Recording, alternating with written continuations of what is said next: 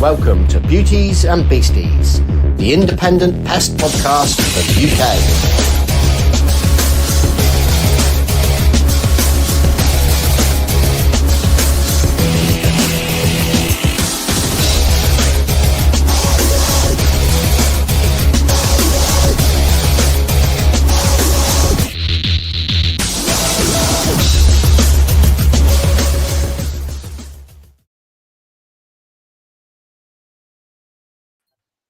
Hello. How are we all doing today? Hey, man, how are you? I'm doing very well. It's nice to have you back. Not that it wasn't nice to have Hugh as co-pilot, but it's nice to see your smiley face.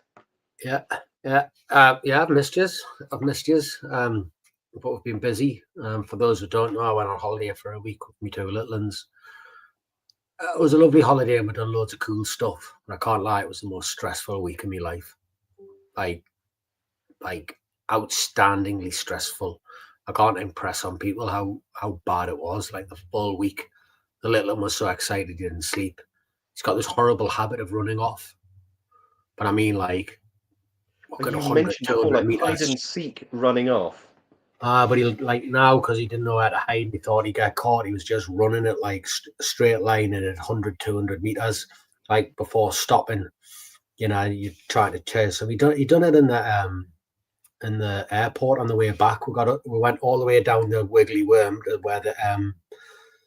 where you are logging your bags in, and he realised we weren't paying attention to him, so he dipped through the people behind us because it's like the barriers we couldn't, and he's underneath it. You could just see him cutting his way through the massive line of traffic. I'm trying to fight my way through. He pops out at the other end and starts running across the foyer. Like the security guard spots me waving, like, grab him. This little fat security guard's chasing this 2-year-old and not doing a very good job of it. And I was like, this, bear in mind, this is like midnight. You know, he's been up since 6 a.m, hasn't slept for like a week. Like, it's horrific. And then the odd time that he was like relatively quiet, the big one would be like, can we go and snorkel around the rock? Can we jump off the pier? Can we go on this? Can we do that? You know, and you've got to say yes, haven't you? So it was just a full week. Got blasted by the sun on the first day, so I couldn't walk for like 2 days. Like, just proper dunners, badly dunners. Like, I don't know what degree burns I had on my legs. I forgot to put the suntan cream on my legs. I just done my top off. But I promise it wasn't just sunburn. It was like, well, now you know when your skin's burnt that bad that it crinkles up and it goes like papyrus, yeah. Oh yeah, it was bad anyways, so it's not gonna work. Go on. I don't know, yeah. It sounds horrific for you, but for everyone else that sounds like an absolute hoot. Like, that sounds like something that was much more fun to watch than be a part of. Let's be brutally honest. Mate, I promise you, I got to a point where I could see other parents, like, looking at us like, can you not control them? And I was just like, no, like, I just give up. Promise by about Wednesday, Thursday, I just give up. It's like, no, I can't. Like, I can't. It's just what he does. Just climb up the side rain. He climbed up the side of where the what you call it, where the sunbeds were, because it was like slats.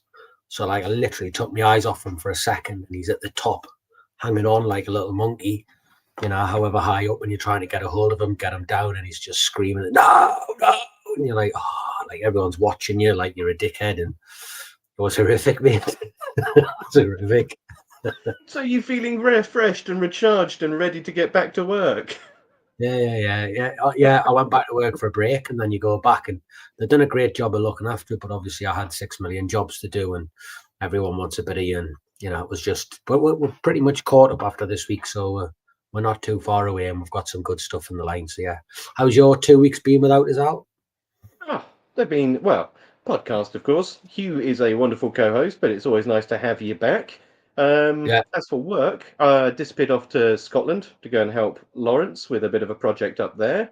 So that was good. I actually managed to get some training done again. I was telling Hugh last week. Actually, I forgot how much I missed the training until I was stood up in front of a group of people delivering my presentations. It was it's good. I miss it. I miss the public speaking element and bit of it, especially face to face. So yeah, that was good. That was, a rest is as good as a holiday, so to speak. And so did that, and then this week's just largely been getting back and touching base with a lot of folks in the company. Got some really interesting projects coming up. Lots of sort of like our ideation projects are, coming to a point where we are going to decide what to do. So it's exciting stuff, I have to say. I'll tell you one funny story. We'll talk about wasps. Wait for Hugh to lose his shit. But down on the farm, went and saw the forester in his little forester's hut, and walked in, and this guy has a pair of ear defenders he wears 99% of the time, because they've got a radio built into them, so there is ear defenders, but also he's listening to a book or listening to his music. He basically lives in them. And I walk into his little hut, and immediately above his head, no more than about 8 feet above his head, in the peak of this little hut, is the biggest European hornet's nest I've ever seen in my life. I mean, it was huge. I mean, absolutely colossal. And I was like, Simon, what's that, mate? What? What's that? What's that? And he looks up and he's like, oh, bloody hell. Didn't even notice that. And I was like, it sounds like we're stood inside of a fucking attack helicopter. It's so loud. Literally, these things coming in and out and fanning to keep the thing down. It was so noisy. But this week, because it's got a big open sort of like, it's got that envelope, but it's got sort of like, as the nests do, got a fairly big aperture at the bottom. You can see right up and right into the middle of this. And you can see them building the last frame, which is all of the, I can only assume, all of the queen cells, because it's huge. The holes on it are absolutely massive. This thing's going to kick out hundreds. Well, I think that's why I know, and I'm going to talk about it. Another 16 Asian hornets nests this week, I think it is. I think we're getting about between 12 and 16 a week, and more to come. But I think that's where they're at with that job. I think it just makes us giggle. They've said, we still think we can eradicate them. There's no evidence of them being established on the mainland. And you're like, well, a nest this year was linked to a 1 in 2024, which was linked to a 1 in 2023. So, like, how long do you have to live somewhere? If you've lived on somewhere for 3 generations, like, I guess that means your numbers are increasing rapidly every year. They're here, aren't they? There was one found just not far down the road from me as well. So there's that, and then there's, I think they're up to 112 or 118 nests or something found this year already. We're more, and every week they're banging like another. I don't know if it's week, but every update, I think it's weekly updates. I'm not sure. There's like between 10 and 16 found. So, they're coming, aren't they? Yeah. Oh, we've been given the cutoff. Wait for next week's episode where we've got some excitement around. Let's not we've got that to look at. What else? Oh, tell you the other thing. Went to the accountants as well. It's just sickening. We do everything properly. We pay our tax. We pay our VAT. We don't rob out the business, etc., etc. And every time I save some money up, it's like the government knows exactly how much you've got in the bank, and you get there and you get a bill for it. It's when they start charging to the penny that you know that someone's probably watching you. Yeah, but it's just like, I was talking to the accountant. I said, I don't even know if it's worthwhile doing, like, because the way I live and the lifestyle that I live, I could literally have this with a half decent job. Like, I promise you, I could. I'm putting all these hours in and all this time in, and it just feels like the government's taking every penny off us. Like, every time I go there, and they know what you're earning, don't they? Because they do that many of them, and they just wallop you at that level where they just take it off you. And I'm sitting there thinking, all this stress and all this hassle, and all this hard work to give it to the government, and they come in and they just, when you give it to them, they don't even say thank you. They go, we think you can give a bit more. We think you can give a bit more. Like, work a bit harder so you can give a bit more, will you? You think, like, it's proper. I shouldn't whinge, really. I'm probably just tired, but yeah, it is. The accounting thing was a big thing this week. A proper kicked us in the nuts out, like. Yeah, and you're not the only one, I have to say.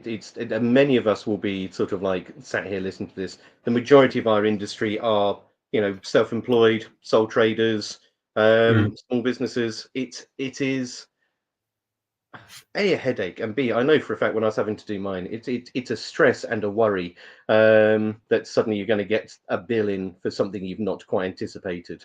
And Jasmine, who's from a very different, from our industry, but from a very different end of it. Yeah, so it's hammering everyone from end to end. Just got to understand we're all in the same proverbial canoe. Tell you what, the worry I have is you can vote this government out, right? But no government who comes in is going to say, do you know what it is? You're right. We think you're paying too much. They're going to go, no, that's where you're at. So like, they're never going to give you any more back. They're never going to reverse their income. They're going to go, no, we need that and we deserve that. We deserve that to give it to our paedophile Ponzi pal. To go to America, and it's proper sickening us at the minute. It's proper doing us in fucking proper. Right, is what it is. But on that note, let's talk pest control.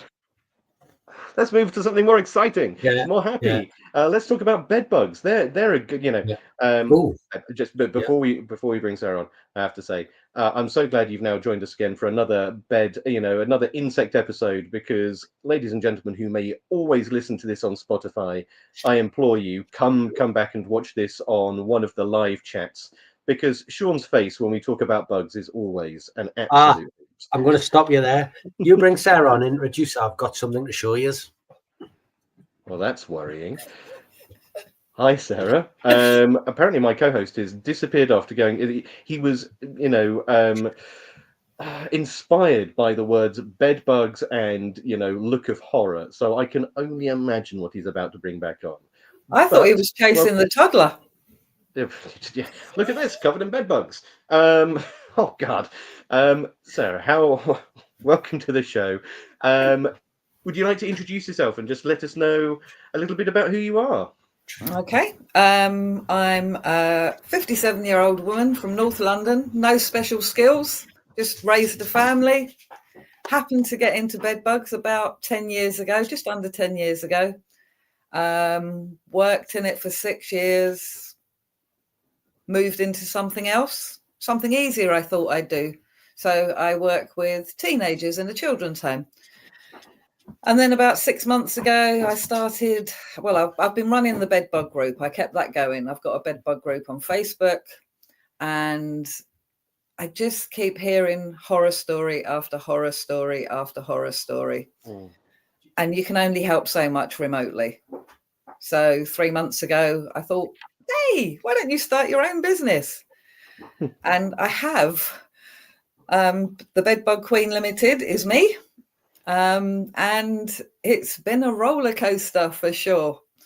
So we've had some real hiccups along the way, but plowing forward, and we're out there now. Yeah. So that sounds like quite a roller coaster there. So you went to go work, what do you say, 6 months working with teens, and then 3 years I've been doing that before I decided to jump back in. Okay. Yep. At what point did you decide working with bed bugs was more preferable to working with? Well, I have also got grandchildren in the teenage years, so it's a tough one. And just to reassure you, Sean, we lost my grandson aged 3 on a camping holiday. We lost him for 45 minutes, and he was up a tree. So you're doing fine. It's a dread that only a parent can understand when you think you've lost a child. It sounds pathetic, doesn't it? You've lost your child, but it does happen, and it's proper. Like, it hits you in the guts, doesn't it? There was 6 adults there, and he still when you find them, you don't know whether to chin them or cuddle them, do you? It's kind of like I don't know whether I want to smash the face in for making it feel like this. Giggling he was, giggling up the tree, happy as Larry. So I don't know. I don't know why bed bugs. I've never been a bug person. But maybe that's a good place to start, because there is a world of pest management at our proverbial fingertips, and there all of the pests that we deal with obviously have some element of, let's call it the ick factor, otherwise people wouldn't consider them necessarily pests. They wouldn't be so worried about them. But bed bugs are definitely high up on the list of things that generally people don't want to, play with, be near, generally acknowledge their existence of. Yeah. So to pick one pest out of the plethora of creepy crawlies that we have to deal with, why bed bugs? Why did you choose bed bugs? I have no idea. I got the job because I happened to know the owner of the company. We had friends in common. I'd just left a long-term role. He had a position going. I said, yeah, sure. Thought it'd be, I'll do it for now until I find a proper job. And they just fascinated me from day one. It was just, oh my God, they've got habits. They've got plans. They have the same drivers that we have. They want to eat, they want to sleep, they want to have babies, and everything they do is geared towards that. And they just happen to have chosen us as the easiest victim, as it were. And I just love it. So I have to interject here because I have to tell a little story about bed bugs just to see Sean's reaction to this. So listen, I'm a changed man. You're a changed man. Okay, well let's see how you feel after this story then. Here we go. You've got a little vial of bed bugs to train your puppy up. Yay! Right. So we'll circle back round to that in just a second. But let me tell you a story about insects and sex. So basically, insects have been having sex for a very long time, good couple billions of years. And over the years, they've actually sort of like developed methods to be the progenitor, the father, the one in charge. So if you take things like fruit flies, for example, fruit flies will inseminate another fruit fly, and then another fruit fly will come along and also wants to have a go on that particular bit of fruit fly totty. So what it will then do is it will then go in there, and it's evolved hooks on its penis to basically scrape out the semen left behind by the previous bed bug. So not bed bug, fruit fly. And so now the next fruit fly, the next stage of the evolution is that you create a little sperm plug, which is harder to remove. So then the next fruit fly develops an even bigger, more intricate set of hooks and pulleys and gyroscopes on the end of its penis. And this has been going on for literally billions of years. Now, bed bugs decided, you know what, can't be bothered with all that. I literally can't be bothered. Barbs, harpoons, screw it. What I'm going to do is I'm going to forego the conventional method of insemination, and I'm going to practice what is called in entomological terms, traumatic insemination.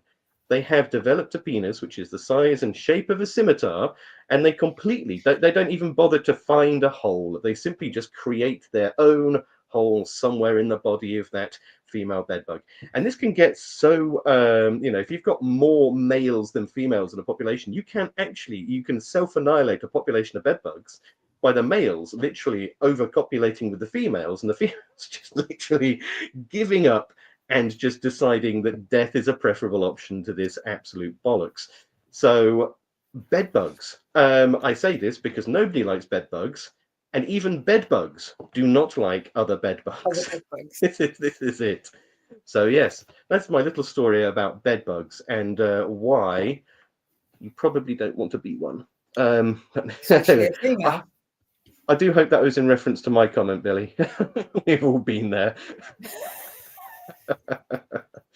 But there we go. Sean, show us a little bit about, because Sarah, do you use dogs? Have you used dogs before? No. Okay. I know. Well, I've seen them work. I've seen them working. They are. From a personal perspective, they're fantastic for large areas. I mean, I couldn't cover a whole hotel corridor in what, half an hour, 45 minutes. It's just not feasible. Fuck off, camera. Sorry. Anyone who's listening on Spotify and cannot see the video at the moment, Sean's desperately trying to get his camera to look at the little vial. I'm feeling really reassured that other people aren't good with tech either. That's better. I've taken it off. So I'm hoping if you can see it, I'll put it in front of my face. Let's see if I can zoom in a bit more, see if that's any better. That's going to be a pig in it. Yeah, basic. You'll probably see them running around a little bit. Well, there's a nice big one, isn't there? Yeah. So, what do you plan on doing with your little vial of bedbugs there, Sean? So, obviously, the dog's got to try and find it at some point, hasn't it? We've been doing a little bit of messing on with her. She's only 16 weeks or something at the minute, so I don't expect too much out of the dog. But she has been, what can she do now? She'll sit on command. She'll sit at distance on command. She'll bring a ball back. It's just basically about teaching her to be a contributing member of the family first, and then we've been wrapping them up in socks and throwing socks around. She's not hunting, don't get us wrong. She is definitely not hunting the smell of bed bugs, but she is getting used to it. We've just bought some things I'm going to make up so I can hide them in different ones and get her to find it in amongst them. But it's just all about a big game at the minute. But she's not doing too bad. She's changing as well. She was very much. Come on. Can you get out? Come on. Come. She was very much. While you're dealing with your pup, I'll tell you a funny story. So there was a study, or not a study done, a case study, a story of in Mexico, Brazil, one of the South American countries. They trained a load of dogs to find large volumes of cash, as looking for people moving money across the borders, moving sort of like smuggling things in, cartels and the rest of it. But to train these police dogs, such high levels of corruption, even within the police, the government said, right, you can have some of the money from the cartels. We'll give you some of the cartel money, but we're not just going to give you the money. And so they wrapped it up in cellophane. So it was just a block of money that they sort of like couldn't break into or take the money away. And this is what they used to train the dogs. And they trained the dogs, and the dogs got them to the point where 100% of the time they were identifying the bag with the brick of money in it. And then they took the dogs out, and nothing. Didn't pick up a thing. And then they started doing weird things, like they started pulling people over and sort of like pointing at their sandwiches and pointing at their packed lunches and the rest of it. What they'd managed to do is they hadn't trained the dogs to find the smell of money. They trained the dogs to find the smell of cellophane and like plastic wrappings. Because when they took them back and they trained them on the bricks, found the brick every time. So it's an interesting sort of like thing that when you do train dogs, and I'm sure you will tell us more about this as you go along, you may think you're training them to find bed bugs, but in fact, you might just be training them to find dirty socks.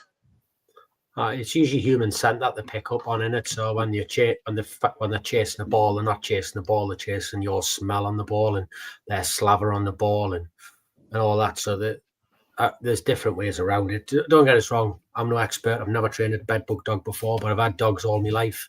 Trained them to do all sorts. So it'll be a bit of suck it and see with me, but she's a clever little dog, so I'm sure we'll get some sort of thing out of her as long as we keep playing nice games when she enjoys it. I don't know, Sarah, what do you think? Do you think there's a business in that? Yeah, absolutely. Right. I think the dog can be hugely valuable for larger areas. I think a technician, it comes down to the amount of time you're willing to put into it. So I never have done more than 3 jobs in a day. Now, I know a lot of businesses do a hell of a lot more than that, but an inspection will take me a good couple of hours. And I can find single bed bugs. I have found single bed bugs on occasions. It's rare. I think 3 occasions I can remember clearly. So in a domestic setting, I think I'm as good as a dog, but not as quick, I would say. But anything larger than a domestic setting, they're hugely valuable. So that brings me on to a question, because you've got a lot of experience, through training with folks, from doing it yourself.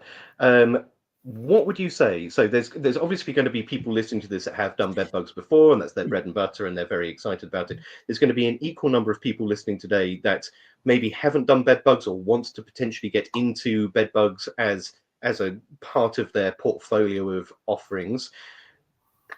What is the number one bit of advice you would give for when it comes to finding bed bugs? Talk us through, from the kit that you would use to where you would start looking to how you pull the room apart, because actually there's a lot of nuance to be had in how you look for bed bugs. It's not necessarily just flip the mattress and see what crawls out from underneath, is it? Yeah. So obviously you talk to the client first. They'll tell you what they've seen. Hopefully they've kept a sample. So, If I go somewhere and they say, oh, I found this bed bug in my kitchen or my bathroom, I get a little bit of a twitch, because that nearly always says to me it's a neighbouring property issue. But normally it's the bedroom. It's just backtrack there. Why would you say that's a neighbouring property issue? You find it in the bedroom, the bathroom. What's setting your alarm bells ringing that it's the neighbours and not necessarily this house? Because bed bugs need a regular food source, and they move to find the food source. So people always think when you come back off holiday, I never take my suitcases upstairs, so I'm safe from bed bugs.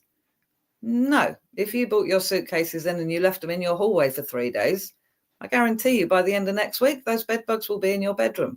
That's how they track us down. So they tend to be as close to the food source as possible. Can be sofas, armchairs, somewhere where you sit regularly, office chair. But generally speaking, a kitchen and a bathroom, there's no food source there. So why is it there? So, yeah, could have fallen off someone's clothing. But for me, especially in flats, tower blocks, terrace properties, it suggests they've come from somewhere else. So you're saying that they're coming underneath the skirting from a neighbouring property and just wandering in through the piping, because nowhere's hermetically sealed. Nobody's home's hermetically sealed. Well, good job, otherwise we'd all suffocate. But yeah, right, precisely. We have to have our gaps and crevices and a bit of airflow. We've got gaps under the floorboards to allow that to happen. So they can come in from your next door neighbour, yeah. And quite often, if you've got a case you can't resolve, if you haven't considered that, have a little knock next door, offer a free inspection. It's well worth it. I've found some doozies that way. Oh, wow. So I'll tell you a little story, which is exactly what you were describing there, which was bed bugs moving from rooms to rooms using, utilities and electricals. So a gentleman I know called Heiko, he runs a heat treatment company out in New Zealand. Lovely guy, mad as a box of frogs. But he was brought in, as you are. And he treated a room in this hotel, series of rooms. All good, bed bugs raining down on the floor, job done. Gets a call a week later. Oh, they've popped up here, and a substantial population pops up. He's like, they weren't there before, I inspected this. So treats those rooms, kills bed bugs. Week later, pop up again somewhere nearby, but not immediately next door. What on earth is going on here? So basically, realized he had a look at the sort of like the headboards and the rest of it, and he's like, these are a bit weird, and they're like, oh yeah, we've like refurbished over the top of it. These headboards used to look like the dashboard of a Cadillac. It used to be a themed hotel. All of the beds looked like cars, and in the dashboard of this sort of like Cadillac was a radio, so everyone could turn the radios on when they were in bed. But we got rid of that because it looked really crap. But they left all of the wiring in the walls for where all of these radios were connected to the antenna on the roof, and then the electricals nearby. And all he was doing when he was heating it up, these bed bugs were just literally leaping, like running down these conduits to get away from the increasing heat, and just moving to the next room. And he was basically killing a lot in the room, but funneling down these sort of like relatively like chunky holes. So yes, it happens. Yep, knowing the building structure can be useful, or just having a little bit of an understanding of how buildings work. It can be helpful, not just with bed bugs, but for things like pharaoh ants. Absolutely. So, I've always said that you can learn a lot by spending a little bit of time with a builder, or someone who does the first fits on houses, to understand just how many holes are in a house. How many holes are in a house? It's another reason I tell people, when they say, I'm sealing up all the cracks and crevices. You're not. You're just exhausting yourself and crawling over your house and freaking out about. You just can't. It's just not possible. But yeah, going back to inspections, normally it's you go to the bedroom. So I start with the bed, obviously. Hot spots for me, behind the headboard, where the headboard attaches to the bed. If it's a wooden slatted bed, the ends and underside of the slats. I do take beds apart both for inspection and treatment. That's why my process is that bit longer, quite a lot longer than a spray and pray job, for example. And I know there's a lot of pest controllers out there that aren't spray and pray, but there's other pest controllers out there that are. So yeah, I take the bed apart. Divan beds, I flip over underneath round that fabric, round the wheels, inside the frame. So, and then from there, skirting board near the bed, any furniture around the bed, up the wall, pictures on the wall, any drapes, curtain hangings. Tops of curtains really surprised me. That was one that I just couldn't believe. Why would they be there? Why there? Not here. But it is one of those common places where you find them. So, have you ever used, I mean, this wasn't the question I was going to ask because I've instantly forgotten the question I was going to ask, but have you ever used flushing sprays before? So when you do have, no, never used anything like that for cracks and crevices, for bits and bobs like that? You can see, if they're under the skirting board, you can see the signs there. There's fecal trace, there's shed skins, potentially there's bed bugs there as well. Because I've never really found them right under the, not feet under the carpet, you know, the edge. And then you can see the signs. So I don't mess about with places where I don't really see the signs too much. Okay, that makes sense. I mean, and they do produce this aggregating pheromone, so they do tend to clump rather than sort of like spread homogeneously across. So you find them in clusters. Yes, I would agree with that. Yeah, you wouldn't find one over here and one here and one here. You'd be more likely to find the three in a similar area, unless repellents have been used, fogger bombs have been used, in which case all bets are off. And yeah, frankly, they could be anywhere. So that's a really interesting one again, because you know this is there's going to be people listening back to this, thinking about how they do things or thinking about how they may do things. So that's a really important question to ask, really, isn't it? Have you done any treatments prior to this? Because as you say, if they've used a synthetic fogger, synthetic pyrethroid fogger, that's going to cause a dispersal with that. Yeah, bug bombs. It's got the word bomb in there. It's got to be good, right? They're very good at, they're very bad at penetrating. Well, we'll talk a little bit about the forums and the misadvice and the rest of it just a little bit. But back to the divans and the dust covers. One thing I have noticed speaking to some people who are new into the industry, they're very reluctant to cause, let's say, damage to objects and the rest of it. What do you feel about cutting away the dust covers on the underside of furniture? Every time. You do it? Or every time. There we go. Every single time. To be frankly, the customer doesn't care about the dust cover under their bed. They just want to. So I would even do it for an inspection with a divan, to be perfectly honest. At least up at the head end, I'd certainly be having that.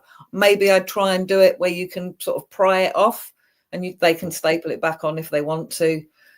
But the customer doesn't care. They either just want to be told there is no evidence of bed bugs here, or yes, here they are.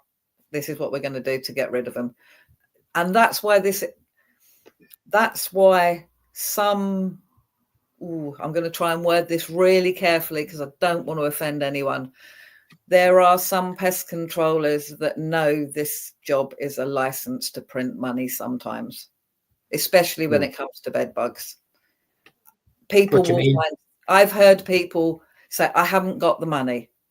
They find the money. They beg, borrow, or steal it if they have to.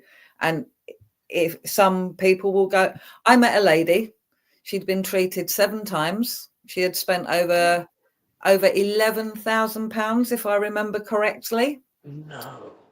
Over a period of 2 years. She had based all of this on skin reactions. She had some nasty looking bites. This was actually when I was training. So we went to do the inspection. There was no evidence of bed bugs on her bed, anywhere in her flat.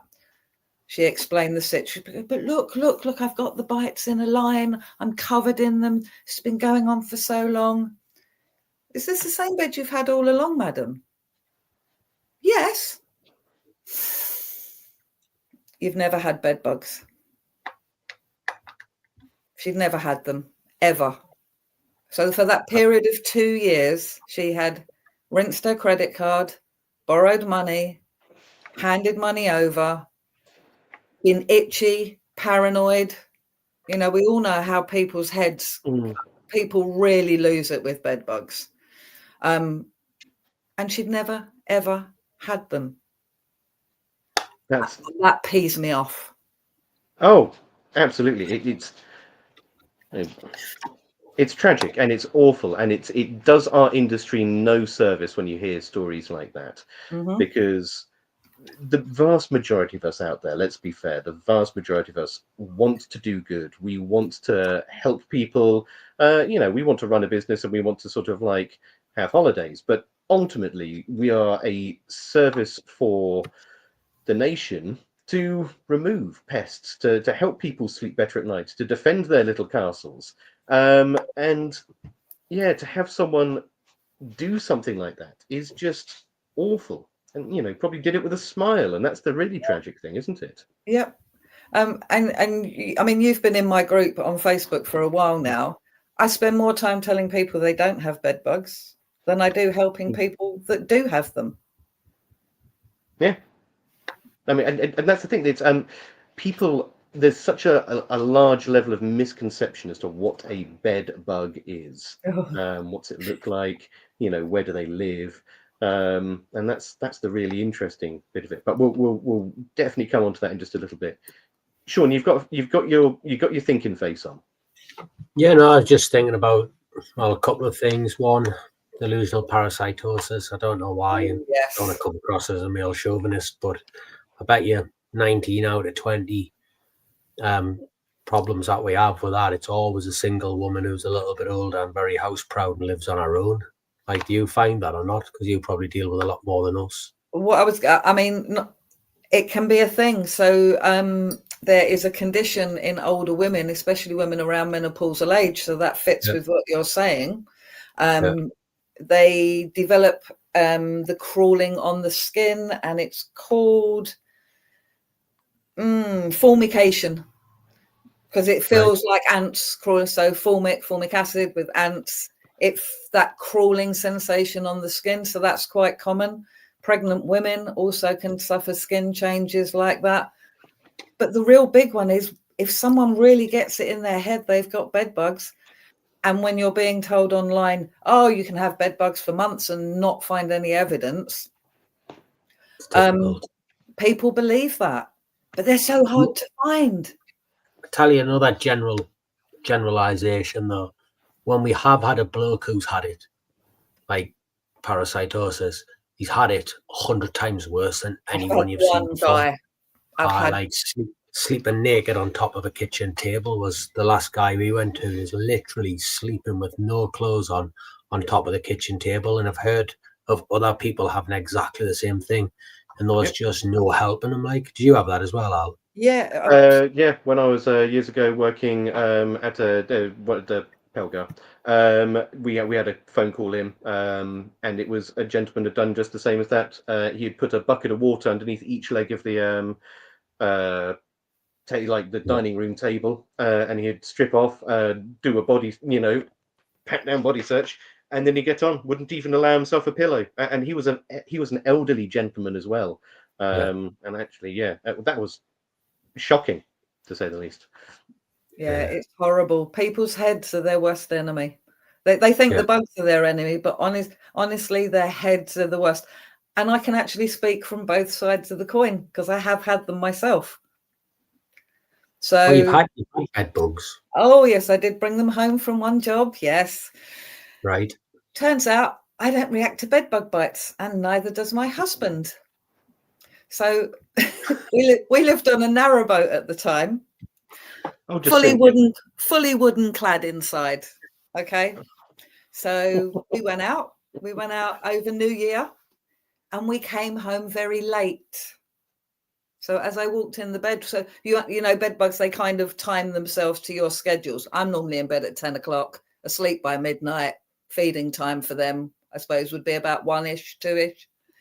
We come in, I walk in the bedroom, and I see one walking across my pillow. I called my husband. We were both a little bit tipsy, so called him down. I said, we've got bed bugs. And he went, no, we haven't. I'm telling you now, like, don't test me. So there we are, stripping back the bed, ever so merry. And from the evidence that I found, it turned out I'd had them for about 4 months. Oh. And I didn't know. Yeah. So, yeah, that was interesting. So, of course, immediately after that, I start getting itchy because now I've seen them. Yeah. Mm-hmm. I've seen them. So now I am getting itches. And when people talk about the paranoia, the feeling things crawling on you, the checking with the mobile phone in the middle of the night and the torch, I understand. All of my training, all of my logic went out of the window. But it's some sort of primeval thing, though, that, isn't it? It's like, because in the olden days when we lived in caves, if we had an infested cave, we would simply get up and leave, wouldn't we? So that itch and that irritation is the body's. Yep. This is what I got told, is the body's way of basically saying to you, you don't want to be sleeping here, but we are now settled and don't have that option, don't we? So right, you know, yeah. So we've got to deal with them, don't we? We've got to find ways. We've got to find ways. We do. It's interesting you mentioned caves, because actually these animals started in caves, feeding on bats and birds, and it's actually why they're so good at surviving, because they live on birds. And then, you know, what are birds famous for? Pissing off, you know, during the winter, going somewhere warmer. And of course, bedbugs are notoriously bad at flying, so they would just sit down and hunker and wait, you know, and wait the winter out for the birds to come back. And what we've done, you know, with our hotels especially, is we've created a cave that when the food disappears, the heat disappears. And so they're like, oh, right, you know, 10,000 years of evolution has taught me just to sit down and it will come back. And they do. And so it's one of those things. And people were expecting over COVID there to be like a dip in bedbug numbers because people weren't using hotels and the rest of it. No, absolutely not. They just did exactly what they were biologically designed to do, and just waited it out. And you know, if anything, it got worse, I think, immediately after COVID. I think so. People, well, my thoughts on this is because during COVID, everyone was like, "Oh, right, well, I'm actually going to use the DFSF. I'm going to spend a lot of time inside. I'm going to go to new sofa. What am I going to do with my old sofa? Well, I can't take it to the skip. I'm going to put it on Facebook, Free Cycle, Craigslist, whatever," and stuff was just left outside. And so for the lockdown, there was a huge amount of not migration of people, but things got shuttled about between people's houses, and then of course people couldn't leave, so it was just all stuck in there and all there.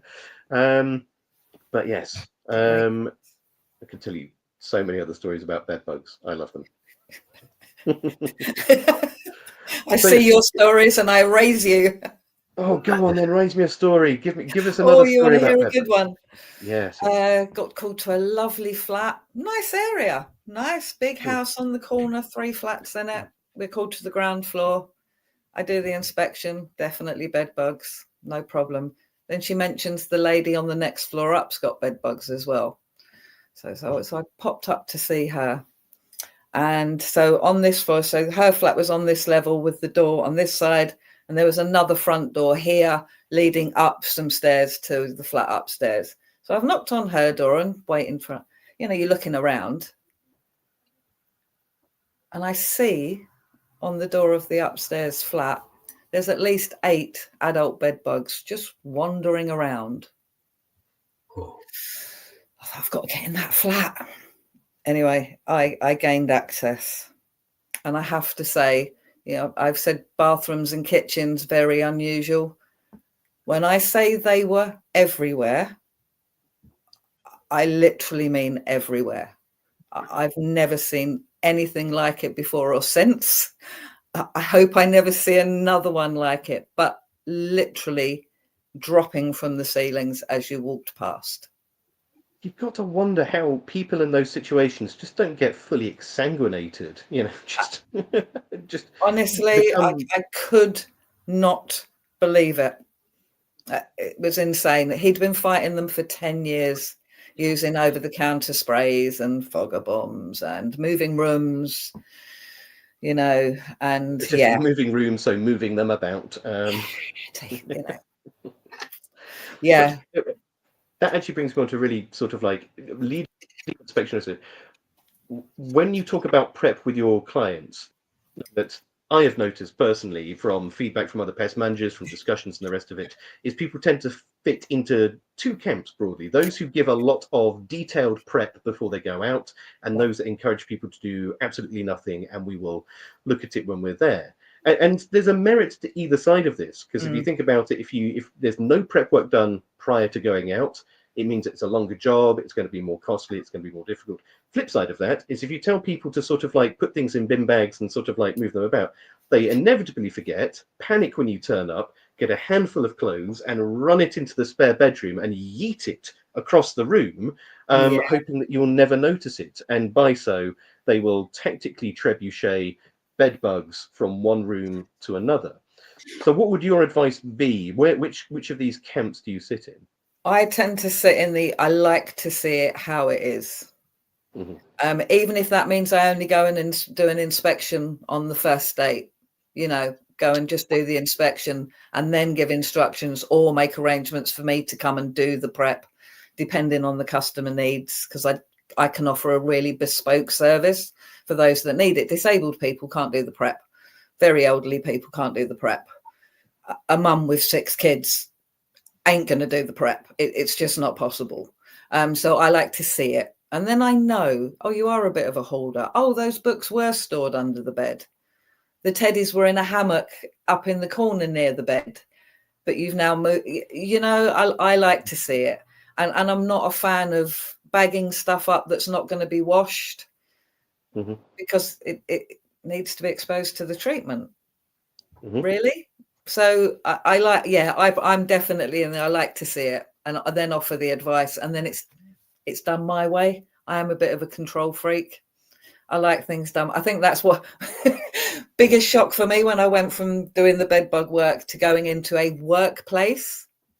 People don't do what you tell them to do. Normally, most domestic customers will literally, if I told someone to jump up and down 10 times before they got into bed each night, they'd do it if they thought it was going to fix the bedbug problem. You know, okay, you do get those customers that just don't, and you walk away and say, sorry, I can't honour my guarantee because you're just not listening to me. But I think I'd say they were in a minority. Most people will do exactly what you tell them to do. You got to tell me how you manage that. Brian's asked a really. I give them a look. I give them a look over my glasses, and they suddenly go, "Oh, okay then." Just the stern school teacher look. If you don't do this, and do your homework at the same time. So Sean's just put up a question from Brian. You want to ask that one, Sean? Yeah, I'll expand on it a little bit as well. But Brian asks, do you ever come across swallow bugs mistaken for bed bugs? But going on from that, bat bugs and what other things do you come across where you're going out and you're like, this ain't bed bugs, this is?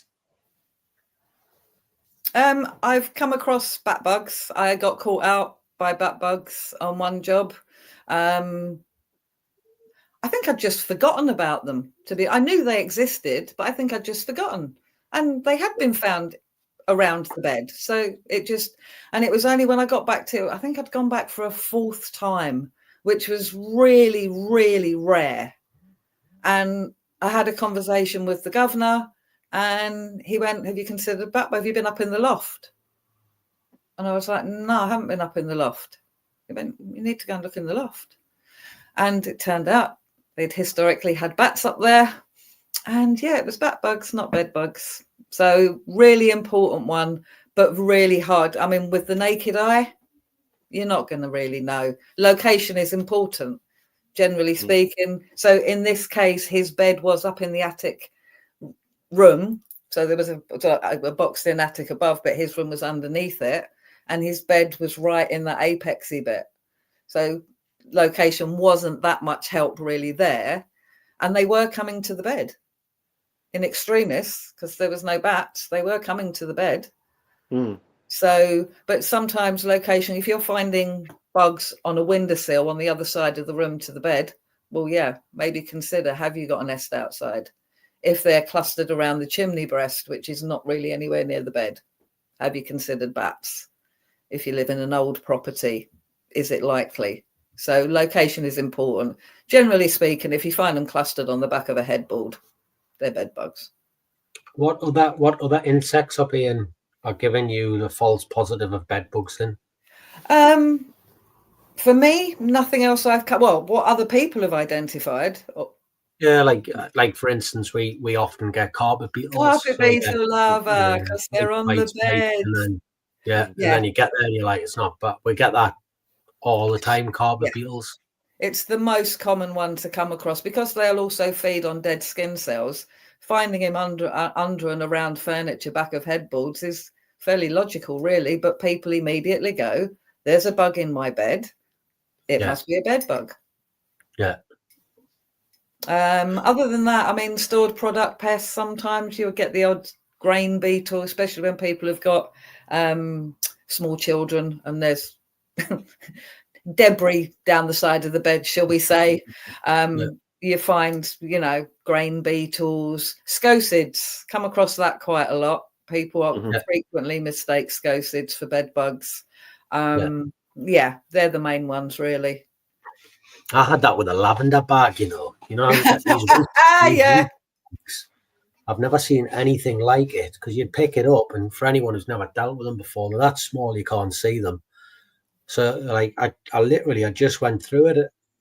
I moved it, and as I brought my hand back, I could like feel them on my hand. There was that many of them, and I could smell the lavender. And I was like, "What's that?" And he said, "Oh, it's a lavender bag." And I was like, and I picked it up, and you're looking at it, and you're like, "I can't see them." And then I shook it, and it was like a wave of things that just hit the bottom, and you're like, "That's horrific that it was that bad." We chucked the bag out, and I said, "Oh, that'll sort itself out now. Like they can't potentially live that long." Oh, it was an absolute pig to get rid of, because there was that many of them, even without the sauce. I went on for that long. Like we ended up spraying and this and that, and that's all it was, just a lavender bag in a chest of drawers. It was horrific. Crazy, isn't it? Crazy. Funniest. One of my favourites that I got called out to, I've definitely found a bed bug in my bed. I know it's a bed bug. Okay. I got there. It was a dried up pomegranate seed. Honestly, I promise you, I can't tell you many good bed bug stories, because I am a spray and pray type of guy.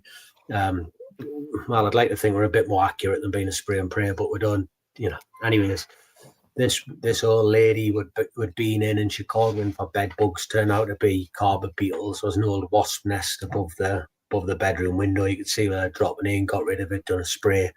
She just went mental, like totally crazy. Yeah, I've still got them. Been back a couple of times. Like, you haven't. They're not here. They're done. That's it. Finished. And the daughter rang us up. And the daughter was furious. She was like, "You've taken my mum's money and you haven't solved this problem, and this is disgusting," and da da da da da. So I tell you what, like, I'll meet you on site. And she was like, "Really?" I was like, "Yeah, I'll meet you on site. We'll go through it." So, but do us a favour, get your mum to collect a sample, will you? And she went, yeah. So just get her to collect the sample. She was like, "Right." I said, "And if I come out and it's not bed bugs, I am going to charge you for the visit, like." Because I was just upset that I shouldn't have done it, but I was probably upset that she suggested that we weren't very honest. Then she rang us back. She was like, "I'm so sorry." She presented this Malteser box, and it had like cable ties and all sorts in it. The daughter was like, she was like, "Is my mum mental?" I was like, "Yeah, a little bit." Oh, bless. Which is your problem, not mine. So don't ring me again, fucker. So, honestly, people are the hardest part of the job, really. Yeah. They are. Yeah. Could we talk a little bit about the Bedbug Foundation? Yeah. You're just about to say that, weren't you, Al? Yes, something like that. Yes. Mm-hmm. Go on then. So what do you want to know about the bedbug? What do you want? How do you want to know? I don't know a lot about it. I think, Al, you know about it, do you? Yeah, so I know a little bit about it. I know that Mr. Naylor was heavily involved at the beginning and in its conception. We've had Richard on here before, but since then it has very much taken somewhat of a life of its own, hasn't it? It's become a bigger and definitely a resource for, and if no one's heard of the Bedbug Foundation, it's a phenomenal resource for just learning all things bedbugs. But you have been involved with this for some time, I believe. So tell us a little bit more about the whole thing from I'm not personally involved with the Bedbug Foundation. I have no affiliation with them. I follow them, and I their methods are solid. The advice they give is astounding.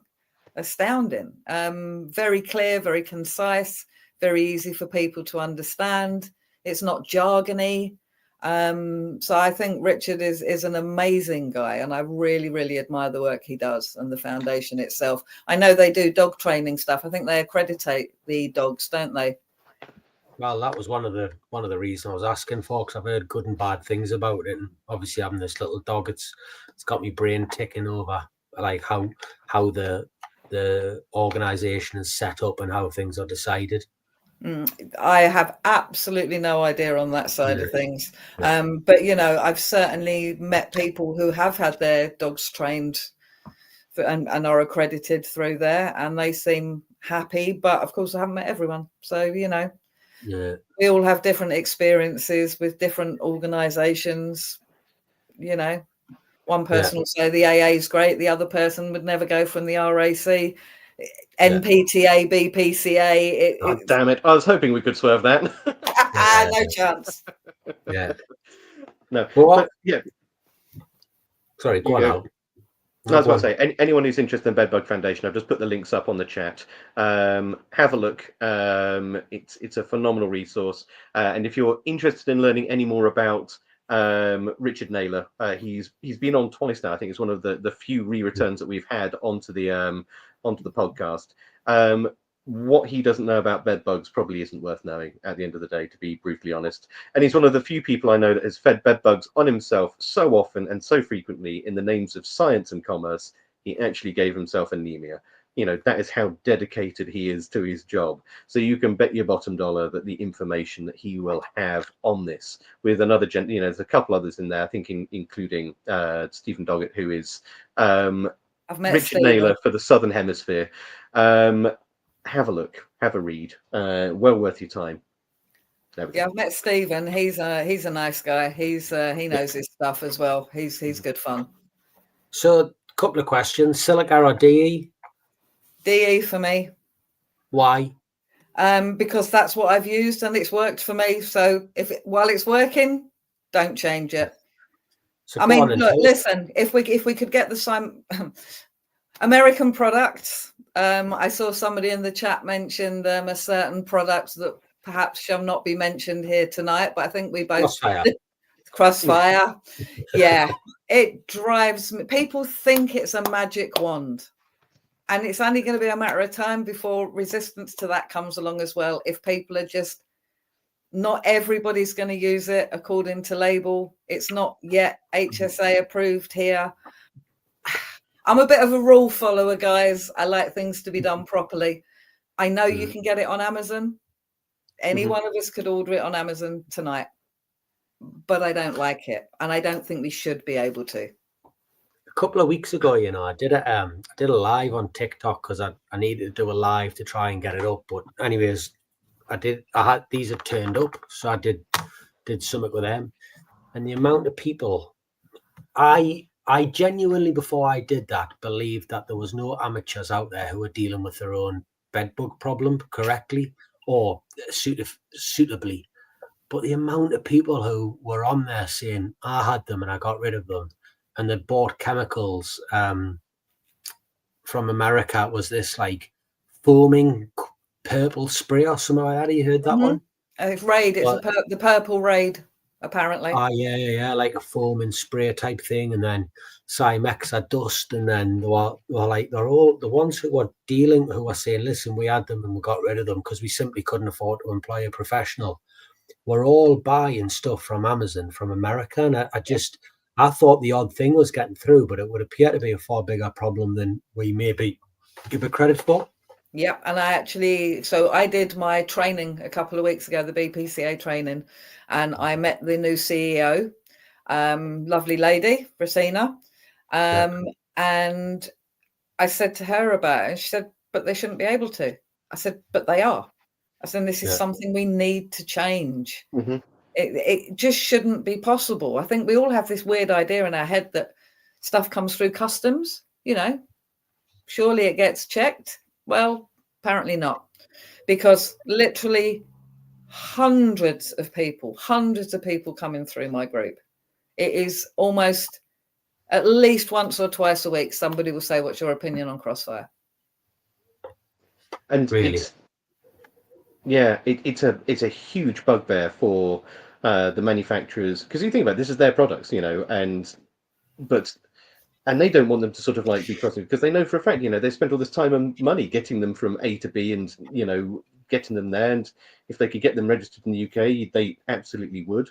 And it's such it's all going to come to an head when somebody imports the wrong thing. In fact, it already has. We had Tower Hamlets when we had someone bring in a whole load of aliphosphide sachets to deal with an infestation, and she ended up killing a child. That was Bedbugs as well, wasn't it? It was. Yep. Where did they come? That came from Italy, did it not? Italy or Greece or somewhere. She'd been visiting relatives, and she'd brought it back in her hand luggage, used it, and then gone to go and stay with her neighbor, or not neighbor, her, Tell you what I love about that. She brought it back on her hand luggage on the aeroplane. Imagine if that fucker opened. I can't even bring back a 2-litre bottle of water. Imagine if you opened up like a few sachets of aliphosphide on a plane. Mistook it for your packet of crisps. Like, how dangerous. That would literally be everybody dead, wouldn't it? Yeah. Definitely everyone having a bad day, put it that way. But it's one of these things, and so it might be tempting to buy the special stuff, but there's a reason sometimes that they're not in the European theatre, and it's because we have very different rules to the States and to other places around the world. Just also, it's only a matter of time before we start to see what's happened with our rodenticide stewardship. Start to, and I don't think that's necessarily a bad thing, because it gives us the latitude to be able to have, because for rodenticides on things like Amazon and eBay, we have a clear set of rules. This much in this, and this much in this, and you can sell this, but you can't sell that because that's labeled for the general public, and that's not. But there is no such real distinction with the insecticides, because they don't have the same level of, what's the word I'm looking for? Mortality. Yes, and that as well. All right. Away from this, because this is not a subject we will be able to solve tonight, and it will just get everyone a little bit sad. Where was I going to go with that? You had a question, Sean. I had a question. I tell you what I was going to say, because I definitely need to know this. If you were on your own and you weren't going to do a heat treatment because you didn't think it was needed, what would be your go-to approach on a domestic house for bed bugs?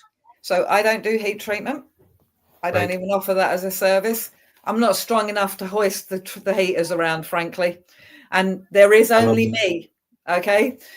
So my approach is, obviously, without giving away all of my secrets, it's physical removal, the Pulte, DE applied sparingly and in hidden areas, not just sprinkled all over your bloody divan base, please. Thank you very much. And some surrounding areas, skirting boards, round plug sockets, places like that. And then as little chemical as feasible.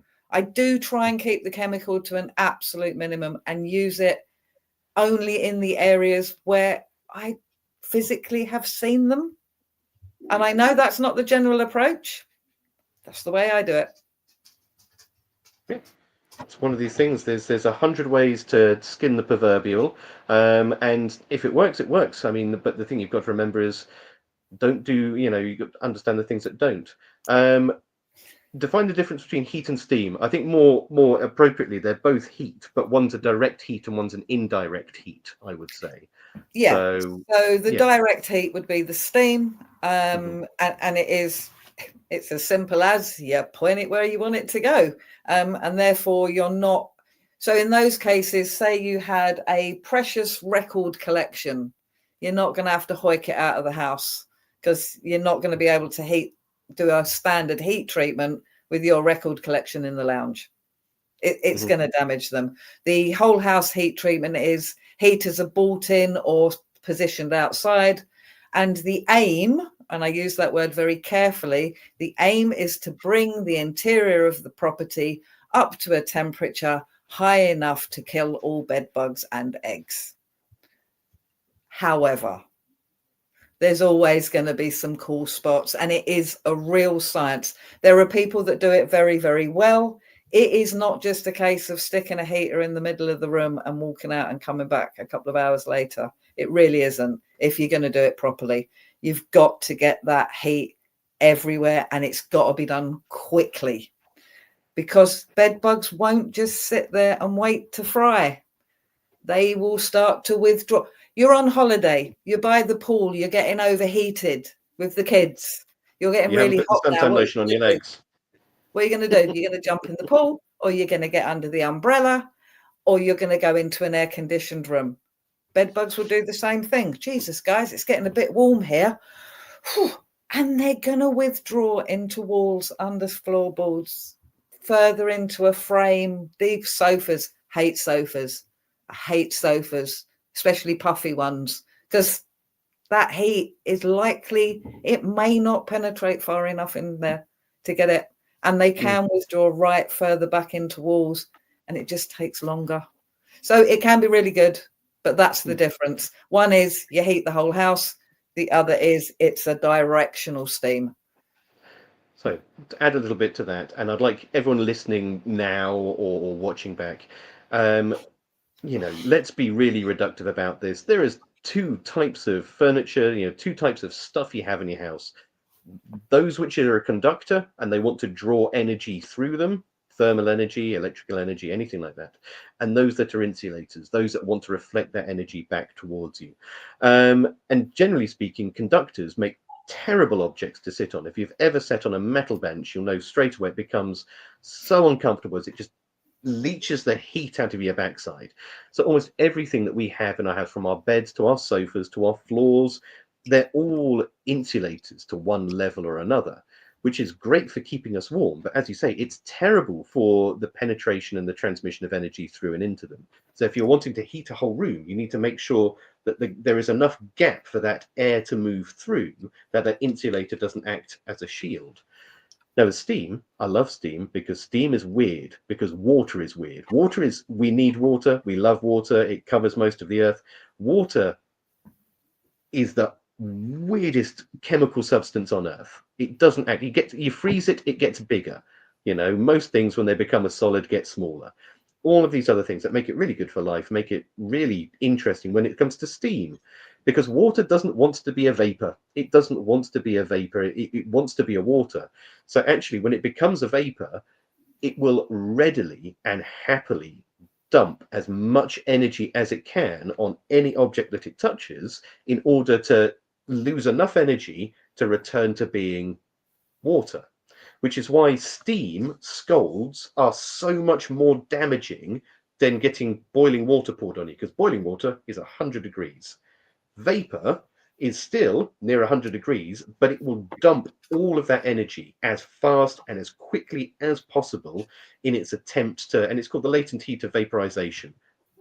It dumps it all, which means that if you stick a steel probe into the nozzle of a steamer, it will come out with a value much, much higher than that of boiling water, which is all it is, realistically speaking. So yes, steam is fantastic because water is weird. There we go. Didn't know we were going down that route. Do you find, though, that the steamers are often used incorrectly by technicians? One of the things I see is them blast them into a void and thinking that if the steam touches it, it's going to be enough to kill them, or having it looking 18 inches off and just as if they're like steam cleaning a shirt. I see a lot of that now. I was thinking, is that even effective? No. So yes, there are lots of people that use them wrong, and I compare it to my husband's cooking. So when I fry an egg, I have it on about number 4, and I'm careful. I keep the heat nice and controlled, and it doesn't splash everywhere. I'm not coating the splashback. It's the same thing. I'm going to turn it up to full power, and I'm just going to whack it along there like that. That's what I'm going to do. And when I say I work slower, is there like spray and pray people of the steam world? Is that what you're saying? I just think it's what you think. It's a perception. So I used to train. We had a couple of hotels and a YMCA, and we'd train their staff to use the steamer as sort of like a stopgap between treatments or early stages until we could get in or whatever. And every single time I'd have to tell them, turn it down, work slower, be more methodical. That's what you need to be. You need to be methodical. You work in a certain I have patterns. Even if I get distracted by a phone call or a cockroach, that happened to me once. I had a cockroach run at me halfway through a job. Ugh, I don't like cockroaches. Bedbugs cool. Cockroaches, hell no. I know where I am on the bed I know what I've done because I work in a particular pattern, which means I always make sure every crack in that divan frame is dealt with every time in the same order. So it's slow and steady. Have the steam coming out like it's hard. You understand the machine. Other people are going to be watching this. What is she talking about? You want to kind of a nice steady stream, and it's slow and steady. Couple of inches, you're going along. But if you're being that accurate with steam, if you used a chemical in the same way, would you not be as accurate? Yeah, you absolutely would be. But the point there is resistance, and this is the problem we've got, isn't it?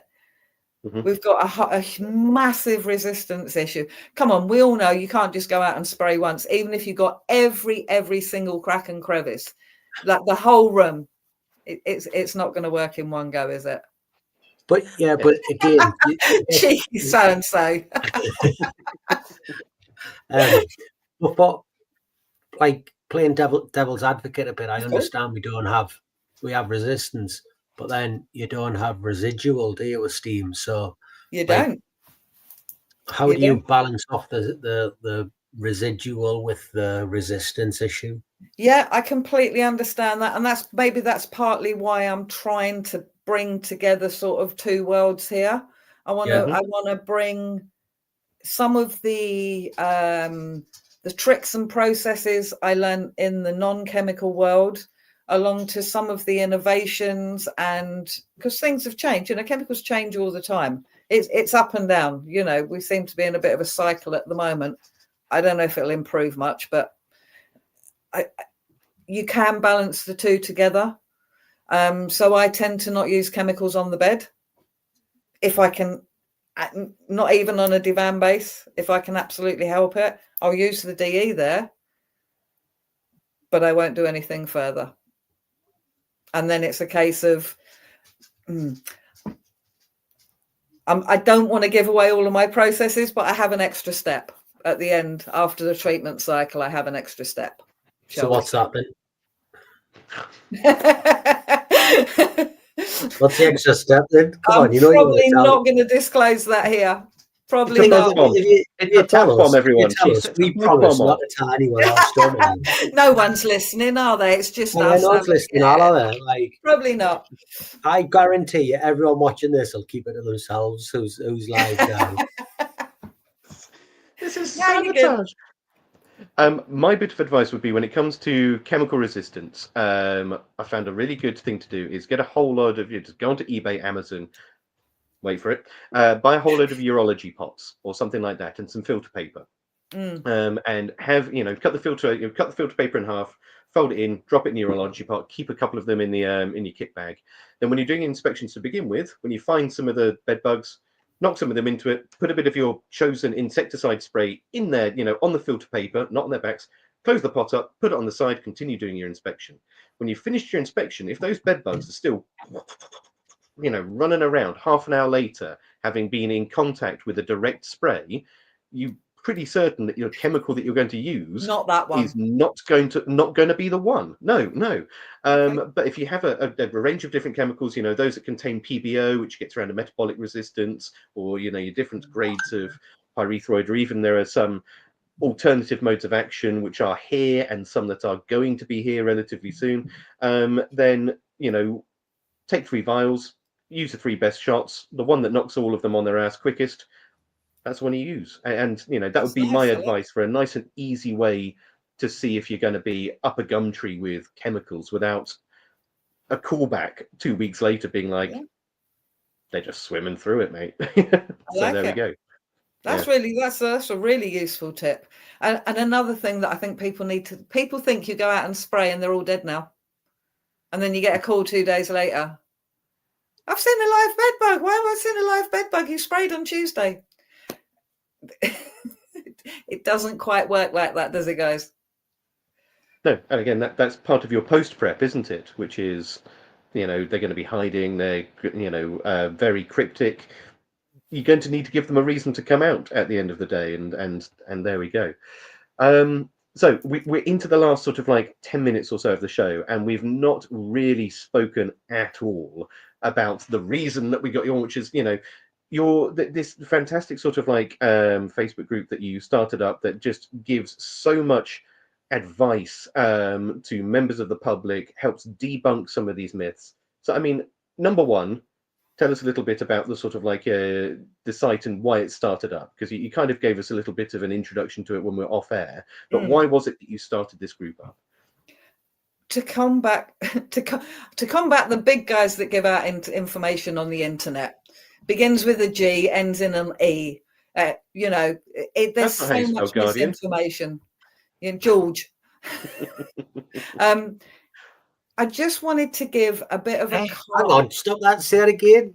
Who's giving out information begins with a G? I'm literally lost at this. I meant Google, but I said George. Google.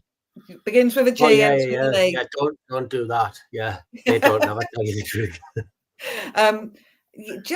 I just wanted somewhere where there was just a voice saying it's not as bad as you think it is. Just because you found a couple of bed bugs in your room, it does not mean they are everywhere. Yes, they will go. No, you're not going to have them for 3 years. Just to balance out some of that, because sometimes you go on Google and you just think, well, that's it. I might as well literally burn my house down because they're going to be here forever. Nothing's going to work. So I just wanted to be that other voice. I also wanted to, it's to tell people when they haven't got bed bugs to combat things like that lady that had spent a fortune. If you can send me a picture and I can say to you, that is 100% a carpet. Look, compare it to a carpet beetle yourself. This is a picture of a bed bug. This is a picture of a carpet beetle. Which one do you have? There. Now, they're not going to be panicking. They're not going to be potential victims to unscrupulous people. So it was mostly that, just to help. And then it just grew and grew and grew. And it's almost getting to the point it's unmanageable now. So you never know. I might be reaching out for some extra help with admins sometime in the future. You never know. We have a list of listeners here who I'm sure you will get several offers of help to be involved with that. So careful what you wish for, because I've always got the block button. But I mean, the flip side of that is, number one, giving people reassurance and advice. Number two, and again, we spoke about this, trying to steer people away from lavender oil, peppermint oil, cover yourself in conkers and repeat the words, it'll be okay, there's a lot of that. All of that. I try and ignore, I'm on Facebook a fair bit, and I try and ignore these natural remedies, the natural health pages, how to get bed bugs out of your garden with these 2 simple ingredients, all of that. But every now and then I buy it because it's just like, oh, dude, fuck off. Yeah, we're not doing this today. Yeah, and so you've done a lot of bedbug work, Alex, I'm guessing, over the years. You know your stuff. From a very different perspective, I've worked a lot with bedbugs in terms of very high-focused field trials, consultancy, Right. things like that. So put me more towards Naylor's camp, but looking up at him from, a vista. Sean probably has done a lot more boots on the ground So bedbugs than can I you have. walk into a property and know, Sean, when repellents have been used or fogger bombs? Just by you just know. You walk in, they're up in your ceiling junction. Okay, what have you The used? thing as well is, I always find that the amount of live bed bugs in that particular area is always less than you would expect. So say you end up with huge areas of aggregation where you can see like thousands of skins and there's 2 live bed bugs, and you know, like in them little holes in the back of the headboard and that, and you're like, you've tried to kill these yourself, haven't you? And they're like, no, you have, haven't you? Like, we did a little few bombs a couple of weeks ago, and then a couple of weeks before that, a couple of weeks before that, a couple of weeks before that, and as you say, that top of the curtains thing, you find one up there, or it just spreads them, doesn't it? You can tell a mile off, can't you, when they've tried it themselves. The other thing as well is they're never usually that good at hiding the shit they've tried to use, are they? No. You're like, right, yeah. I did an HMO and the landlord insisted nothing's been used. No, nothing's been used. And he left, and I'm walking around with the tenants, and right there on the landing was a big bottle of unidentifiable something. And went, oh yeah, he's been telling us just chuck that around our beds for the last month. Incidentally, we all have tremendous headaches, and my hair's falling out. Yeah, exactly. There's a question for you, just before you go, because I know what I tell customers, but say you think the property's worth 3 treatments. You want to put 3 treatments on it, but they do 2 treatments, and they say to you, listen, we're good. We haven't seen one for ages. We don't want the 3rd. How do you deal with that? Oh, that's a tricky one. That is a tricky one. It would. I would imagine I would have left monitors of some kind in place, hopefully. So I'd ask them to check those. Listen, if they're happy to sign off on it, that's absolutely their choice. But if you're wrong, sorry, we're back to square one again. Yeah. And that's just the way it is. That's exactly what we say. That's exactly what we say. It's up to you. You don't have to pay me to do it, but there's every chance it could go back to needing 3 again in a few months or what have you. So it's your risk. It's your risk. It's your reward. If you want to risk 200, 300, 400 quid, whatever it's going to cost you, then it's the same as the customers that ring you, they want your services, or you can't come on Tuesday, blah, blah, blah. And then the night before they message you and they say, actually, we got someone out today already. So sorry. And then they ring you again in 3 months' time. Yeah. There's a reason why prices aren't on my website. Because for people like that, you're paying more. Sorry. We used to call that twat tax. That. Exactly. Yep. Exactly that. I'm sorry. My time is valuable. Yeah. I charge a reasonable amount. I don't mess about, but don't mess me about. I'm all sweet until I'm not. Absolutely adorable until you piss me off, and then I'm going to really just rip you a new one. The glasses will come down to about here, and I use my stern voice. Exactly it. Now you're in trouble. Now you're in trouble. Right, so we're coming into the final straits of the podcast tonight. So I want to do one of my favorite questions, which is turn this on its head. If you could ask Sean or I one question that you've wanted to sort of know about these things, what would you ask? What would you ask us? You be the presenter for a second. Ask us. Crumbs. Alex, how did you get into the work that you're doing now? No, that's a long story that everyone's heard before. Long story short, though, I am a legacy to this. My father was in pest control before me, and his father was actually a school teacher, so that doesn't really track too well. But my father did it. I followed in his footsteps. He retired. I continued. And, I've gone from pillar to post, but always in the sort of the labs, always in the sort of as I said before, field testing, product development, lab work, those kinds of things. So I've got a lot of knowledge, but it's very sort of like focused on situations, whereas Sean, who is going to answer the same question,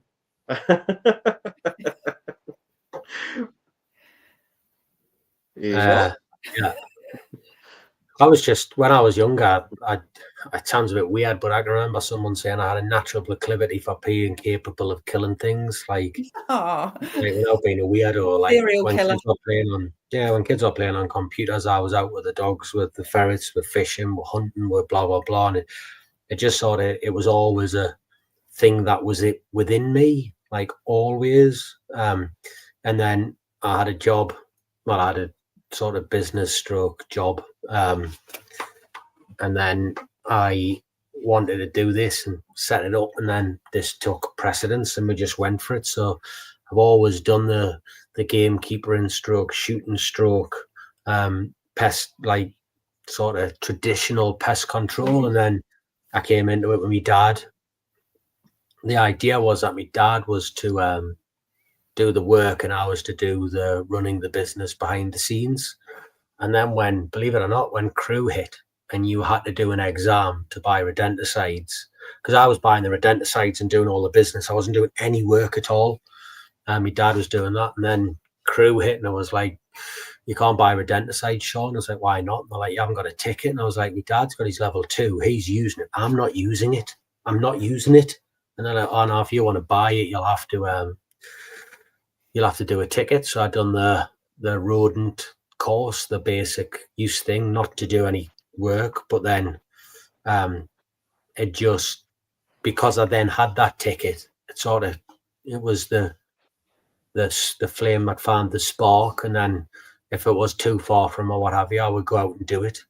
And then it just grew from there. And then it was custom order, wasn't it? He said, you've got to take a spark and turn it into a flame, and you fan the flame to turn it into a fire. And then if you keep fanning the fire, you turn it into a raging inferno. And it just very quickly, it got to a point where it was like, I knew what I wanted to do. Well, I always knew I wanted to do this, but I was talked out of it. When I was younger, I was just talked out of it all the time. And then I went in for it, and I'd got to a point where at that age, I didn't really care what people were telling us anymore. I kind of just had to do what made us happy. So then it was like, oh, I'm just going to give it a go. But I'm not going to just give it a go. I'm going to go chips in, like fucking proper chips in, give it a go. And then that's what happened. Yeah, I can remember the first time. Bloke called Danny Beggin. He's dead now. Do you know Danny, Lex? No. Danny Beggin, he was a pest controller over in Harrogate. What's the Italian pest controller called? Not Luciano, the other lad. You're gonna have to narrow it down. Anyways, the companies, yeah. And I went to a coursing event with him in Ireland. Like hair coursing. It's not like you think it is here. It's different.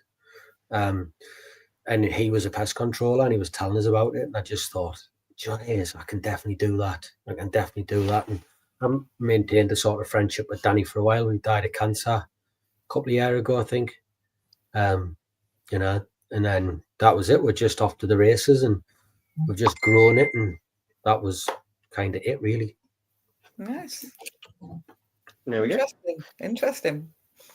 I think neither Sean or I did ourselves a particularly service there, because we've spoken about it, I'm sure everybody must ask the same, of course. And it feels a little bit weird now, doesn't it? Like talking about it again, because you're like, we did a whole podcast on this, and it feels a little bit odd. How can we do that? But it feels boring, doesn't it? That's the way I feel about it. Like, I think I just feel like my journey into pest control was boring. Does that make sense? Like, I feel like I've had an interesting story, and Hugh had an interesting story, and people have worked for Rent-A-Kill and done this and done that, and like they've done all this sort of stuff. And then I just think mine was like fucking boring on it. Like I used to go ferreting and then done a level 2, and like it's just the most boring mundane way in the world to get into anything, isn't it? Most people get into pest management. Yeah. Oh, I think it's boring. It's such a broad field. There's somewhere for everyone in pest control. Yeah, there's somewhere for everyone. Yeah. Well, apart from the shysters, as Hugh's called them in the chat, but apart from them, yeah, there really is. Oh, yeah. and I love the fact you said there's a bit of something for everyone, because there is, and I think more people need to understand that. People think pest control is just dealing with rats and mice, but there are some people out there that haven't done a rat job probably in 15 years, because they do wildlife management, or they do moles, or they do falconry, or they do bed bugs, or they do cockroaches, or we're tied together by rats and mice. But realistically speaking, it's there's three things in life that you can guarantee. You can guarantee that we'll pay taxes. You can guarantee that one day you will eventually die. Don't start Sean off again.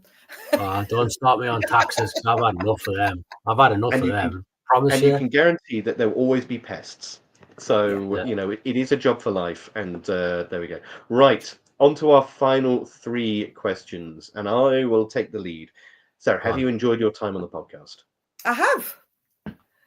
It's been good. It was not as scary as I thought it would be. It's pretty. Everyone says that, don't they? Everyone says that, and it's just a chat, isn't it? It's just a chat. Yeah. Yeah. Right, go on then. Give us a shameless plug. Oh, okay. I'm the Bedbug Queen. I am here to solve any bedbug problems, answer your questions, write your reports, and just be an all-round lovely person who won't mess your house up. I love that, and that's it's great when we have someone who actually leans into the plug, which is phenomenal. So well done there. Finally, who would you like to see sat in the bubble at the bottom next week? Who would you like to see on the podcast? Oh, honestly, that's too tricky for me. I can't remember anybody's names. I met loads of people while I was away, when I was doing the course. I really wouldn't like to say. I could not say. You've already had Richard Naylor on, so he's a good one. But my interest is very, very focused on bed bugs. The rest of the pest stuff, you can keep everything else. Everybody else can do everything else. My only area of passion in work is the bed bugs. So I've got one last question for you then. Go on then. If you didn't do bed bugs, if we found the cure for bed bugs and you were going to do something else, what would it be? I'd be working with teenagers. Yeah, they're a pest. They're definitely a pest. I don't know if you're allowed to kill them or treat them with yeah. My house is a bit like the local youth club. My grandson fixes bikes. So we got a tent in the front. We've got a gazebo up in the front garden. And every little tyke on this estate, because I live on a lovely estate in North London. Where? I'm still alive. Burnt Oak. Never. I was a police officer in Colindale, so we used to cover up. Oh, hell's bells. Hello, good afternoon, officer. How are you? Yeah, Sierra Charlie. I spent a lot of time at Colindale. I'm literally on Deansbrook Estate, so. Oh, Deansbrook, yeah, it's a shithole, yeah. But yeah, so this I'm only joking. I'm just winding you up. Burnt Oak. It's an interesting area. It's an interesting area. But yeah, we kind of are sort of like half the teenagers are here. Most parents come here and say, "Is my boy here?" Yeah. Oh yeah. Get it, yeah. I tell you what, they need more places like that on estates where kids can go and not be wrong'uns in it and play on the bikes and stuff like that. So congratulations on that. Yeah. Do my best.